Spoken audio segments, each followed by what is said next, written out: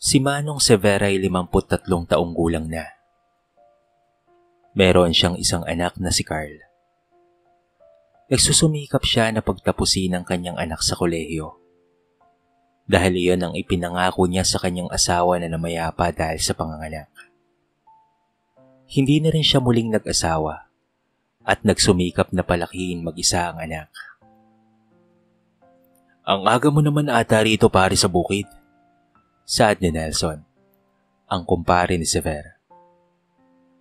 Sapagkat hindi pa sumisikat ang araw, ay nasa bukid na si Manong Severa upang asikasuhin ang kanyang taniman na palay. Nais niyang makaipon ng malaki bago magsimula ang pasukan dahil magkukolehiyo na ang nag-iisa niyang anak. Alam niya na magiging magastos ang kolehiyo, kaya nais niyang paghandaan ang magiging gastusin. Ganun talaga pare. Alam mo naman na magkukolehiyo na ang aking anak, hindi ba? Kailangan kong mag-ipon. Lalo na at mahirap ang magiging gastos sa kolehiyo. Hindi yun basta-basta, ani ni Severa.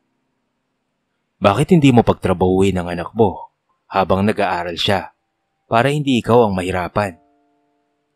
Para saan pa? At ako ang naging magulang niya kung ganun lang rin naman. Kaya nga nagtatrabaho ko eh. Kasi para sa kanya yun lahat. Wala akong may papamana sa kanya. Tanging ang edukasyon lang. Kaya nais ko na makapagtapos siya sa kolehiyo. At ayaw ko siyang mahirapan sa kanyang pag-aaral. Napakaswerte naman ng iyong anak pare. Ako kasi, siyang mga anak ko, wala man lamang nakapagkolehiyo.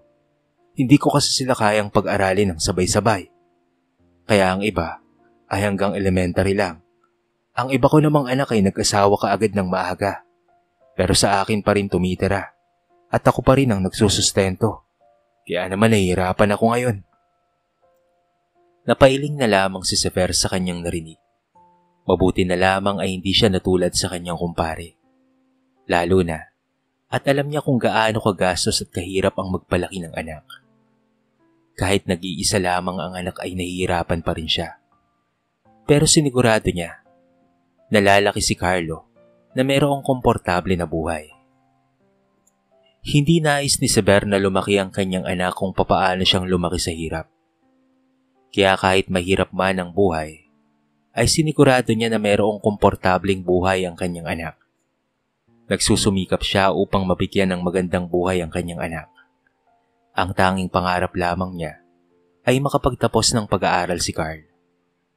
At hindi matulad sa kanya na hanggang high school lamang ang natapos. Alam mo pare, gusto ko kasing makapagtapos ang aking anak sa kolehiyo kahit nahihirapan na ako. Lalo na ayoko siyang matulad sa akin na hanggang dito na lang. Nais ko siyang yumaman, magkaroon ng maginhawang buhay. Nais ko na sa akin natitigil ang kahirapan sa aming henerasyon. Laging gumagraduate ang aking anak na may mataas na marka. Kaya alam ko na mag-aaral din siyang mabuti sa kolehiyo. Nakangiting saad ni Severa. Tumingin si Nelson sa kanya at sinabi, kung ganyan lang rin naman katalino ang mga anak ko pare, baka igapang ko rin ang kanilang pag-aaral kasi malaki ang potensyal nila. Kaso halos lahat sila ay naging bagsak sa kanilang mga marka. Kaya hindi ko nais pa na pilitin silang makapagtapos ng pag-aaral kung hindi lang rin naman nila pagbubutihan. Nakaramdam naman ng kaunting awa si Sever sa kanyang kumpare. Ngunit wala naman na siyang magagawa dahil sila lamang ang gumagawa ng kanilang sariling kapalaran. Malay mo, isa sa mga apo mo ay makapagtapos ng kolehiyo at makaahon sa hirap. Malay natin pare, maganda yung sinasabi mo. Nagpatuloy pang nagkwentuhan sina Sever at Nelson. Hanggang sa nagpasya na silang muli ng asikasuhin ang kanilang mga bukid. Lumipas ang ilang linggo, ay walang pinalampas na pagkakataon si Sever at inasikaso niya ang kanyang palayan. Nagtrabaho rin siya sa palengke upang magbuhat ng mga gulay upang makaipon lamang ng malaki. Nagsimula ang eskwela at kumuha si Carlo ng education. Nais niyang maging guro. Kaya sinuportahan ni Severa ang nais ng kanyang anak. Alam niya na magiging malaki ang gastos roon. Pero dahil nakaipon siya ng malaki-laki, ay kampante siya. Basta't dire-diretso lamang ang kanyang pagtatrabaho, ay hindi siya mauubusan ng pera para sa pangpaaral at pangtustos sa pangangailangan ng kanyang anak. Pasarap sa kanyang pakiramdam na ilang taon na lamang ay kagraduate na rin ang kanyang nag-iisang anak. Tay, meron po ba kayong pera dyan? Tanong ni Carl sa kanyang ama. Tinignan ni Mang Sever ang kanyang anak. Naubos na ba ang binigay ko sa iyong baon noong Lunes, anak? Naubos na po, tay. Marami po kasi kaming ambagan tapos may mga kailangan pa po kong bilhing projects. O sige, kumuha ka ng 1 libro sa wallet ko. Bilhin mo na ang mga kailangan mo, ha? Ang matira na barya ay baon mo na lang ngayong araw, ha? Mag-aral ka ng mabuti palagi, anak. Ani Sever. Pinagmasdan niya ang kanyang anak na kumuha ng pera sa kanyang wallet. Masarap sa kanyang pakiramdam na nakikita ang kanyang anak na nag-aaral ito ng mabuti.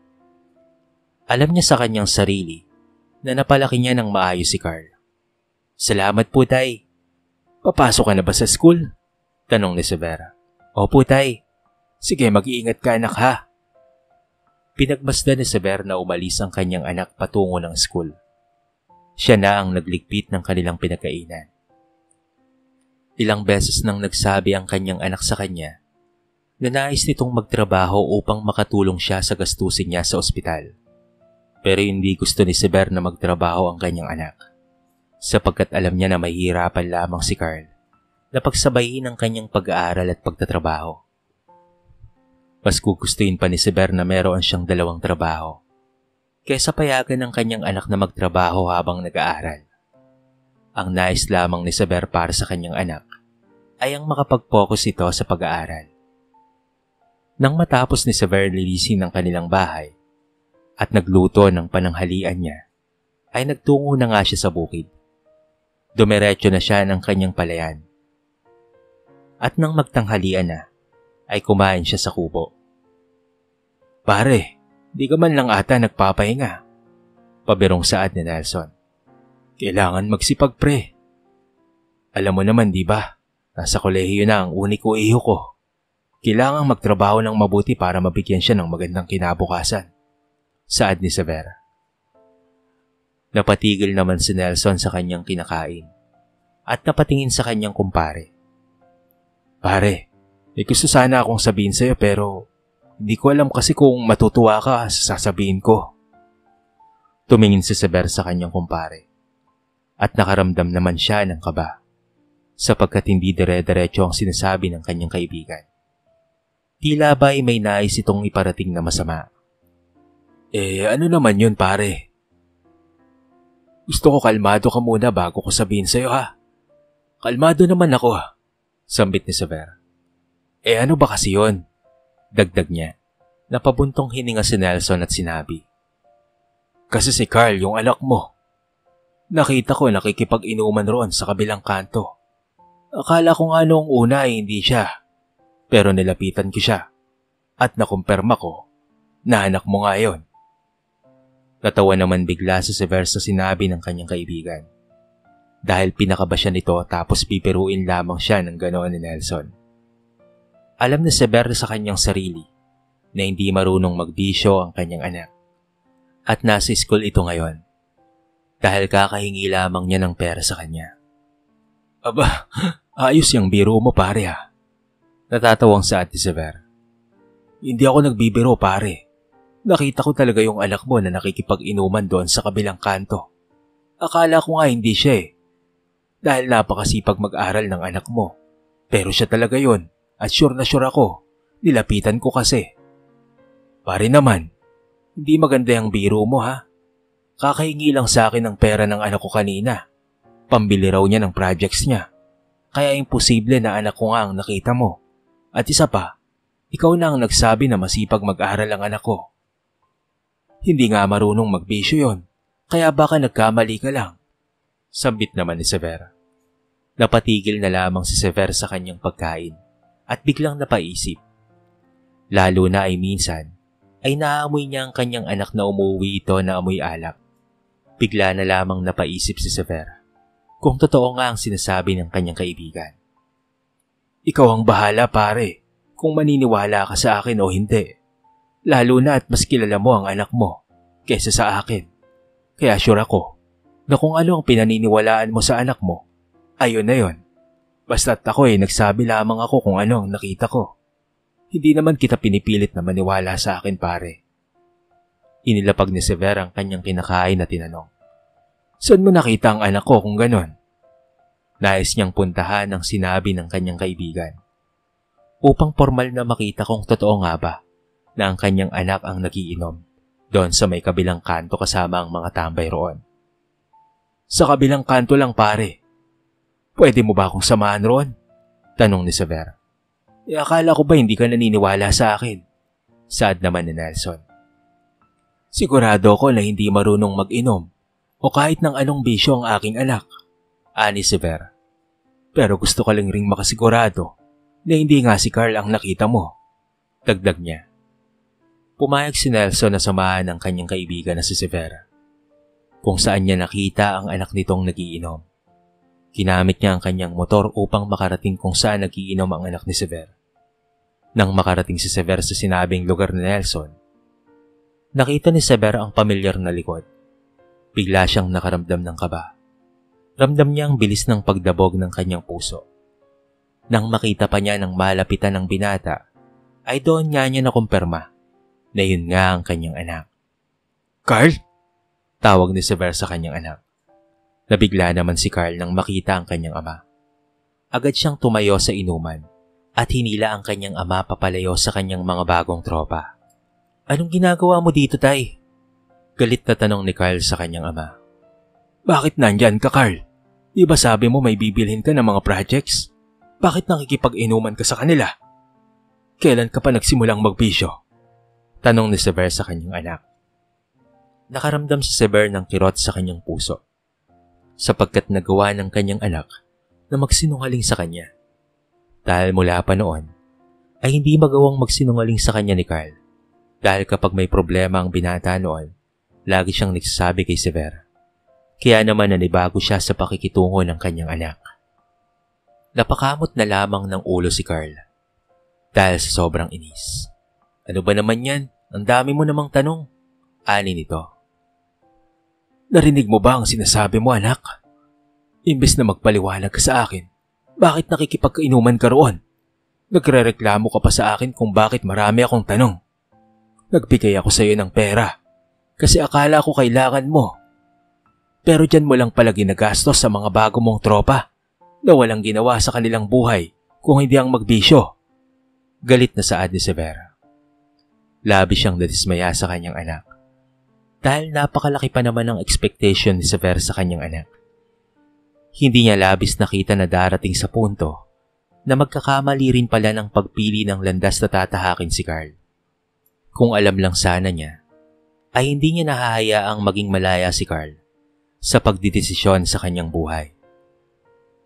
Manahimik ka nga, inis na saad ni Carl at nagsimulang maglakad pa uwi.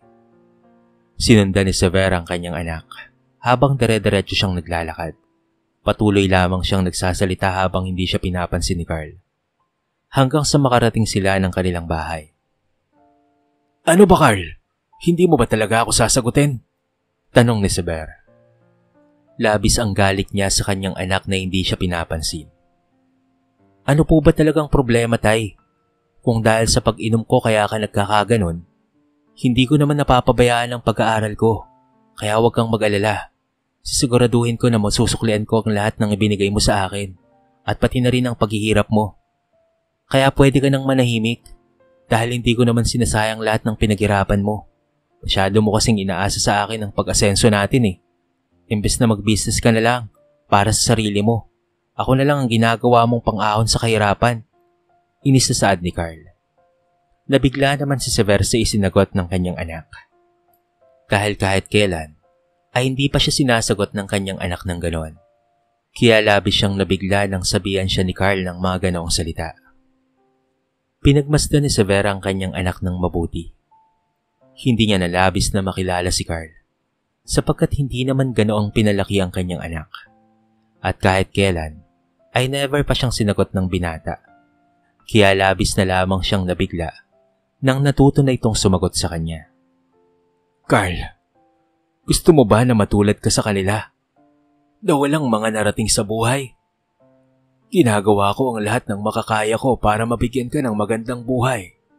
Dahil sa ayaw ko na matulad ka sa akin.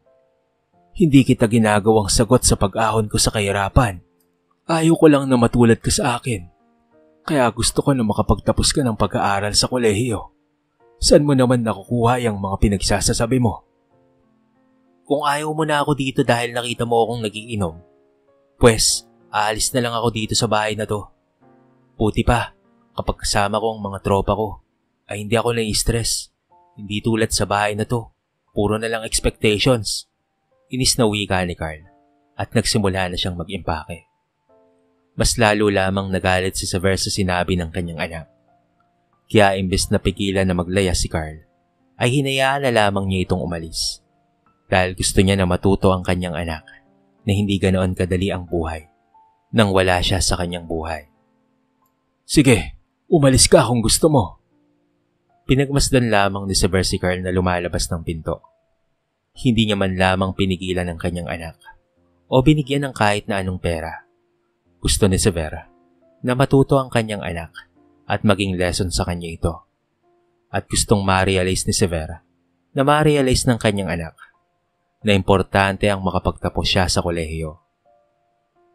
Nang makaalis na si Carl, doon lamang napaiyak si Sever. Hindi niya nalabis na inakala na mas pipiliin ni Carl ang kanyang mga tropa kaysa sa kanyang ama. Hindi sinubukan ni Sever na kontakin ang kanyang anak. Hinayaan niya ito na kusang lumapit sa kanya. Binabad ni Sever ang kanyang sarili sa pagtatrabaho. Umaasa na kapag bumalik si Carl at humingi ng tawad, kakailanganin ito ng pera para sa pag-aaral ng kanyang anak. Kaya binabad niya ang kanyang sarili sa pagtatrabaho upang makapag-ipon muli ng pera.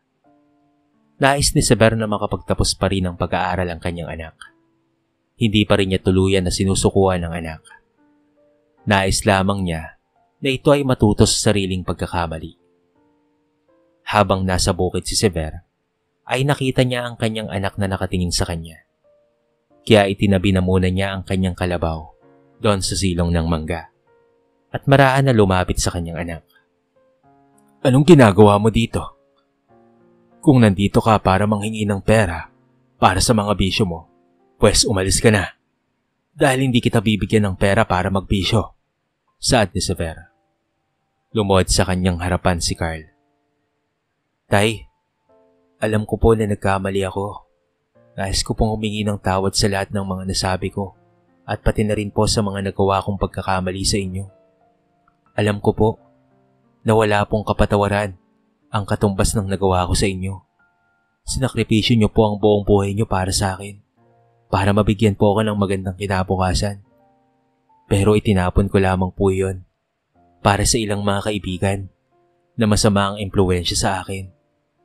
Sana po magawa po ninyo akong patawarin, tay. Nais ko na pong bumalik sa bahay at mag-aral ulit. Napag-isipan ko na po ng mabuti ang mga maling nagawa ko at alam ko po na hindi po naging maganda ang impluwensya sa akin ng mga naging kaibigan ko. Tay, sorry po talaga sa mga nagawa kong kasalanan. Labis po akong nagsisisi sa mga nagawa ko at sa mga nasabi ko sa inyo. Nakaramdam ng kirot si Sever sa kanyang puso nang marinig ang paghingi ng tawad ng kanyang anak. Hindi niya labis na maiisip na ganoon lamang ang pagsisisi ng kanyang anak. Pero ikinatuwa niya na marinig na nais na muling bumalik ni Carl sa kanila at nais na muli nitong mag-aral. Hindi naman nagtanim ng sama ng loob si Sever sa binata. Sapagkat alam niya na mabuting anak naman talaga si Carl. Napunta lamang ito sa maling barkada kaya naging ganoon ang pakikitungo niya sa kanyang ama.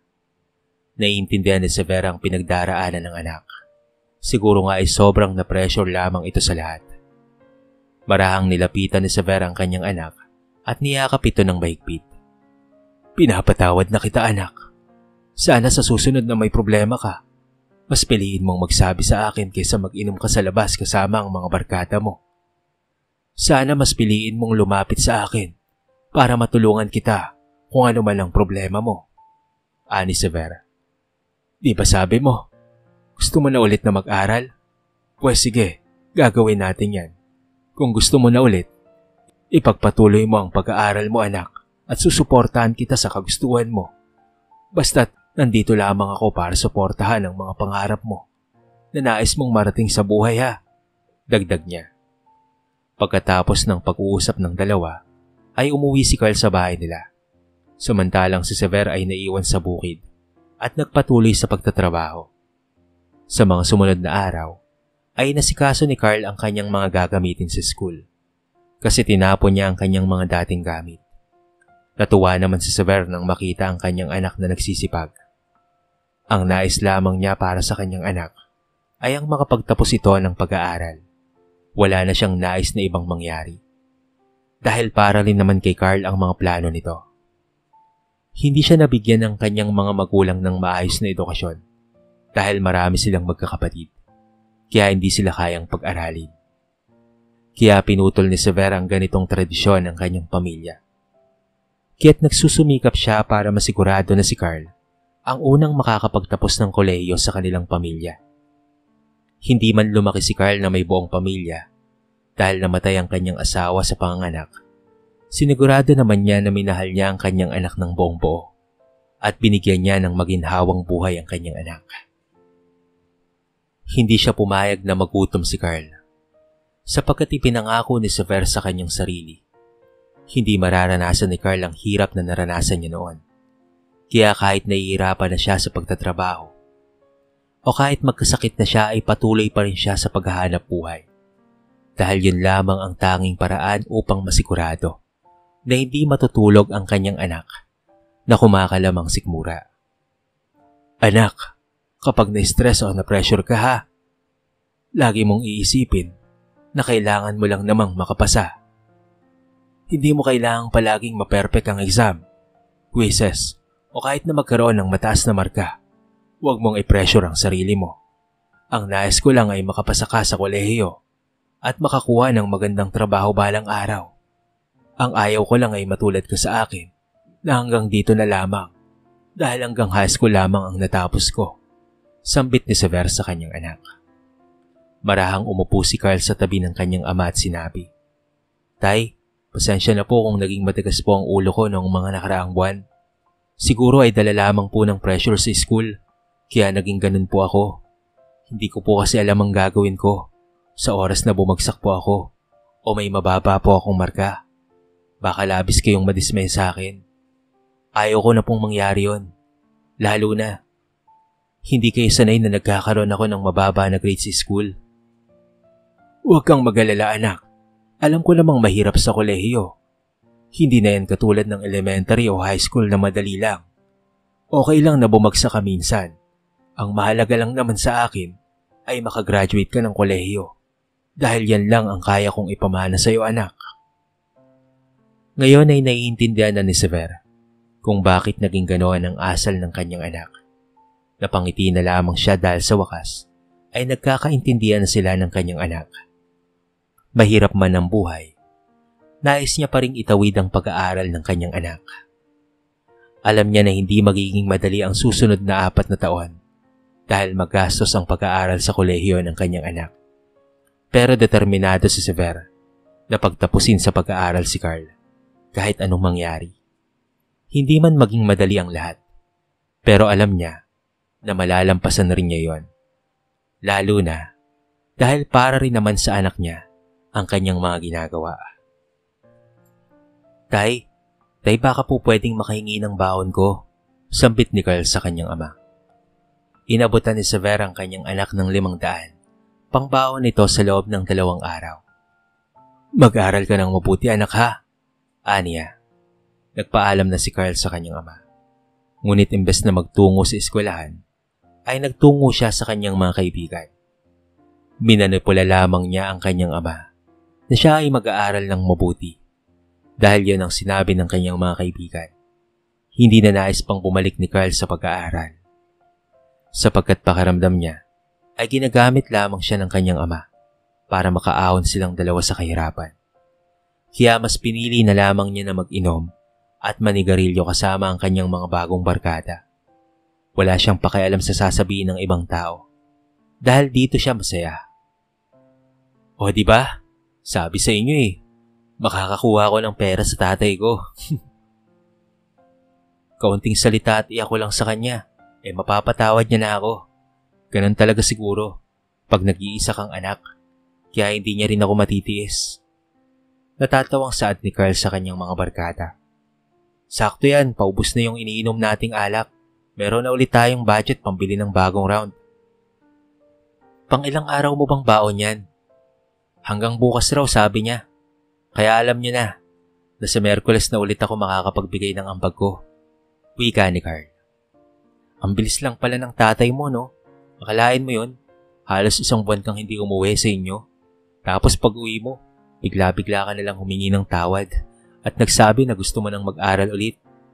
Pero naniwala naman siya kaagad sa'yo. Hindi man lamang siya nagtaka kung bakit ang bilis magbago ng gusto mo. Hayaan mo siya. Kanina nga puro pagdadarama lamang ang sinasabi sa akin Kapag kesyo daw may problema ako, magsabi daw ako sa kanya. Paano ko sasabihin sa kanya?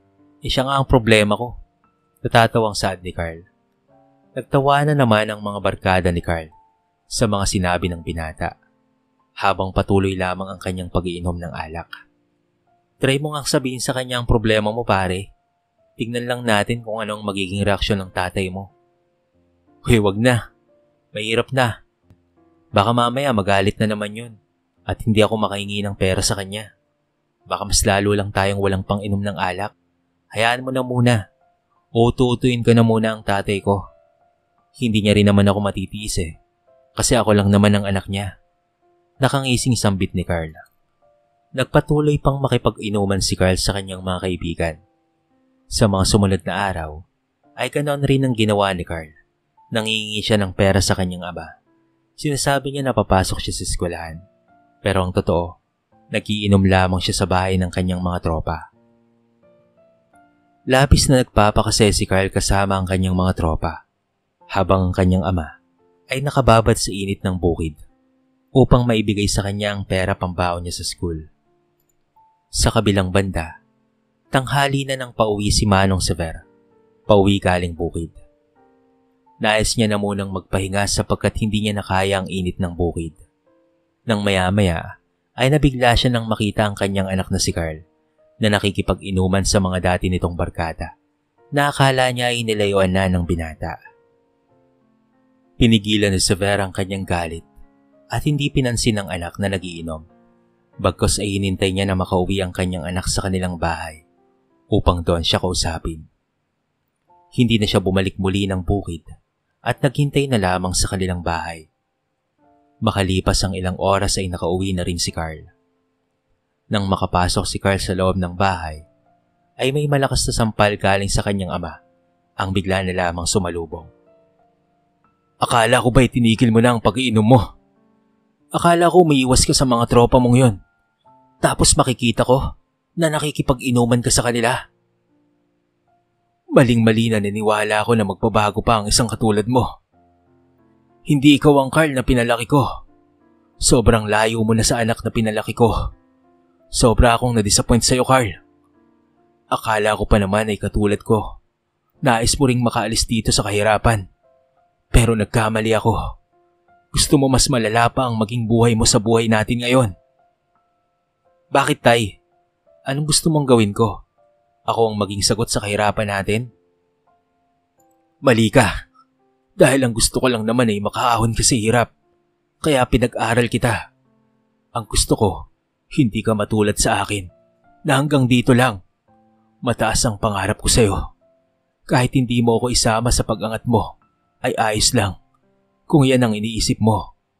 Kapag yumaman ka, kahit iwan mo na ako dito, ang mahalaga lang sa akin ay masigurado ko na hindi ka mananatiling mahirap gaya ko. Pero mukhang hindi mo naiintindihan ang mga gusto kong iparating sa iyo, Carl. Pinipilit mo yung mapurol mong pag-iisip. Sa tingin mo ba, may mararating ka kung magbibisyo at tambay ka lamang dyan sa kanto? Wala namang mali sa ginagawa ko Umiinom lang naman ako kasama ang mga tropa ko. Sobrang dumi ng utak mo, Tay. Kahit nagiinom ako, Sinisigurado ko naman sa inyo na magiging maginhawa ang buhay ko, sabit ni Carl. Sige nga, paano Carl? Ang ginagawa mo lang naman ay mag-inom at tumambay sa kanto. Paano mo masisigurado sa ganoong paraan ay gaganda ang buhay mo? Nasa tamang pag-iisip ka pa ba talaga, anak? Tanong ni Sever. Labis na nadismaya si Sever sa kanyang anak.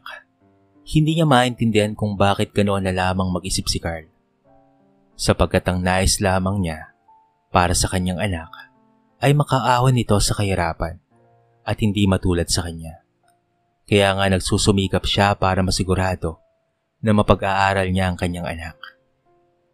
Hindi niya na makilala pa ang kanyang anak. Sigurado siya na dahil yon sa impluwensya ng kanyang mga barkada. Labis na nagsisisi si Sever na hindi niya napagtuunan ng kanyang anak. Sana ay hindi sila umabot sa ganong punto na ngayon ay pagtatalunan nila ang para sana sa magandang kinabukasan ng kanyang anak. Akala kasi ni Sever ay alam na ni Carl ang tama at mali, ngunit mali pala siya dahil napunta sa maling landas ang kanyang anak. Wala pa nga inuhusgahan mo na kaagad ako. Alam ko naman talaga na simula pa lang ay wala ka na talagang tiwala sa kakayahan ko. Carl, anak, kung wala akong tiwala sa kakayahan mo, sana ay hindi ko na iginapang ang iyong pag-aaral. Pero tignan mo, ginagawa ko ang lahat. Halos magkahit kalabaw na ako. Pasigurado ka lang na makapagtapos ka ng pag-aaral. Hindi mo ba nakikita lahat ng mga bagay na ginagawa ko para sa'yo? Gusto ko lang naman ay magkaroon ka ng magandang buhay at hindi ka matulad sa akin. Ani Sever. Sinusubukan niyang ipaintindi sa kanyang anak na para rin kay Carl ang lahat ng kanyang ginagawa. Kung ayaw mo ko rito, sabi ka lang. Ang dami mo pang sinasabi sa akin eh. Sambit ni Carl at nilayasan na ang kanyang ama. Hinayaan na ni Sever ang kanyang anak at hindi na hinabol pa. Kung hindi pa rin naiintindihan ni Carl ang mga maling ginagawa niya, ay hayaan niya na ang kanyang anak. Dahil kahit anong sabihin niya, kung hindi ito makikinig sa kanya, ay walang mangyayari. Nais ni Sever na matuto si Carl sa sarili nitong pagkakamali. At kung hindi man matuto ang kanyang anak, ay sigurado naman siya na ginawa niya ang kanyang makakaya para ituwid sa tamang landas ang kanyang anak. Pero dahil ayaw nitong makinig sa kanya, ay hindi niya na yun kasalanan pa. Kung ayaw niyang makinig sa akin, ay hindi ko na kasalanan yun. Ginawa ko na ang makakaya ko para ituwid ang kanyang mga maling landas na tinatahak. Bulong ni Sever sa kanyang sarili, habang pinagmamasdan ng kanyang anak na naglalakad papalayo sa kanilang bahay. Pinakalma ni Sever ang kanyang sarili at kumain na lamang ng hapunan. Dumiretso na siyang magpahinga sapagkat maaga pa siya sa palengke bukas upang magbuhat ng mga gulay na ibababa sa palengke. Sa mga sumunod na araw, ay itinoon ni Sever ang kanyang sarili sa pagtatrabaho. Halos hindi na siya magpahinga at kumain. Iniipon na lamang niya ang kanyang pera. Umaasa na balang araw, ay marirealize rin ng kanyang anak ang kanyang pagkakamali at hihingi ng tawad sa kanya. Ngunit lumipas ang ilang buwan, ay hindi na nagpakita pa sa kanya ang kanyang anak. Nagpatuloy lamang si Sever sa kanyang buhay at tanging trabaho lamang ang kanyang inaatupag. Hindi niya sinubukan na kontakin ang kanyang anak. Ang nais niya ay kusang lumapit sa kanya si Carl dahil napatawad naman na niya ang kanyang anak. Habang lumilipas ang mga buwan, ang kalusugan ni Sever ay mas lalong lumalala. Hanggang sa dahil sa inabuso niya ang kanyang sarili sa pagtatrabaho, binawian na lamang sa gitna ng bukid si Sever habang nag-aararo siya ng kanyang bukirin. Tinakbo siya sa ospital ng kanyang kaibigan na si Nelson, pero huli na rin ang lahat dahil dead on arrival na siya. Si Nelson ang nag-asikaso ng libing ni Sever. Dahil bukod kay Carl, ay wala nang iba pang nabubuhay na pamilya si Sever. Hindi bumisita si Carl sa kanyang ama dahil hindi nito alam na patay na siya. Nabigla na lamang si Nelson pagkatapos ilibing sa ilalim ng lupa si Sever. Ay dumating ang kanyang anak. Maiwan na muna kita. Saad ni Nelson nang makita ang anak ng kanyang kaibigan na umiiyak. Iniwan niya roon si Carl. Tay, bakit mo po ako kaagad iniwan? Bakit hindi nila sinabi sa akin na wala ka na? Hindi tuloy kita nabantayan sa mga huling sandali mo. Tay, pumangon ka po dyan. Siguraduhin ko po that this time ay magbabago na po talaga ako. Tay, sorry po sa mga naging kasalanan ko. Sana mapatawad mo po ako. Pumangon ka na po dyan, Tay, please. Pagmamakaawa ni Carl sa kanyang ama habang pinagmamasdan ang lapida nito. Labis ang iyak ni Carl. Rinig na rinig sa buong sementeryo.